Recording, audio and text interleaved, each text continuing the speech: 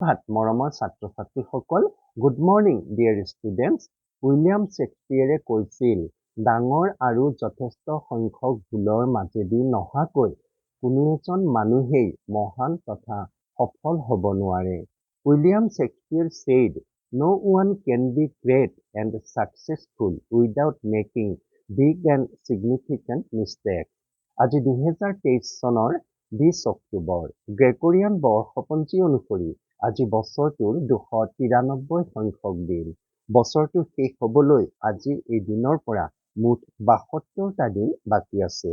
Today is the 20th October of 2023. October 20 is the 293rd day of the Gregorian calendar. There are 72 days remaining until the end of the year. আজিৰ দিনটোৰ উল্লেখযোগ্য ঘটনাৱলী। 1774 চনৰ আজিৰ দিনটোতে কলকাতা ভাৰতৰ ৰাজধানী বুলি ঘোষণা কৰা হৈছিল। 1962 চনৰ আজিৰ দিনটোতে চীনে ভাৰত আক্ৰমণ কৰিছিল।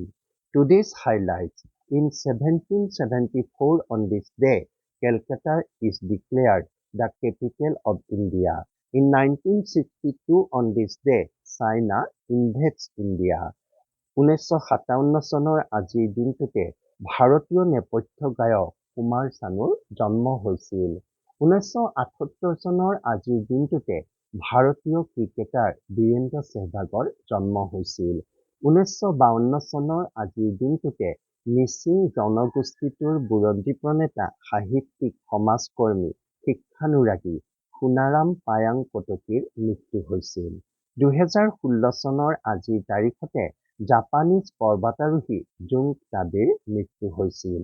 In 1952 on this day, missing historian, writer, social worker and educator Sonaram Payang Kotoki died. In 2016 on this day, Jung Tabe, Japanese climber, passed away. আজি ৰাষ্ট্ৰীয় একতা দিৱস, আজি ভিয়েটনামৰ নাৰী দিৱস। Today is National Unity Day. Today is Women's Day of Vietnam. আজি মই তোমালোকক বাতৰি কাকতৰ বিষয়ে চমুকৈ দুআষাৰমান ক'ব বিচাৰিছো।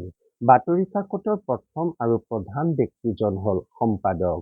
দৈনিক, তিনিদিনীয়া, সাপ্তাহিক, পষেকীয়া, মাহেকীয়া আদি বিভিন্ন বাতৰি কাকত আছে। প্ৰত্যেক বাতৰি কাকততে সম্পাদকে সম্পাদকীয় লিখে। সম্পাদকীয়ত সম্পাদকে সমসাময়িক ঘটনাৱলী আৰু সমাজ, ৰাজনীতি, খেলা-ধূলা, সংস্কৃতি আদি বিভিন্ন দিশৰ ওপৰত নিজস্ব মতামত প্ৰকাশ কৰে। বাতৰি কাকতত গাঁও, চহৰ, দেশ-বিদেশৰ বাতৰি প্ৰকাশ পায়। ছাত্ৰ অৱস্থাৰে পৰা বাতৰি কাকত পঢ়াৰ অভ্যাস গঢ়ি তুলিব লাগে। বাতৰি কাকত পঢ়িলে শুদ্ধ ভাষা জানিব পাৰি।